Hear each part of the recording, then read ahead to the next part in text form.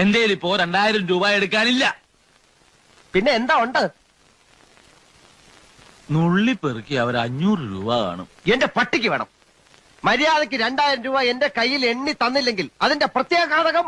പ്രത്യാഘാതം മേഘം എന്നുള്ളതിന്റെ ഇയാൾ എന്നെ പഠിപ്പിക്കൊന്നും വേണ്ട. പ്രത്യാഘാതം അത് ഭയങ്കരമായിരിക്കും. എന്തും നേരിടാൻ തയ്യാറായിട്ട് തന്നെയായി ഈ നാടകത്തിൽ ഇറങ്ങിത്തിരിച്ചിരിക്കുന്നത്. ഒരുമാതിരി പല തന്തയ്ക്ക് പറഞ്ഞ പരിപാടി എന്റെ അടുത്ത് കാണിക്കരുത്.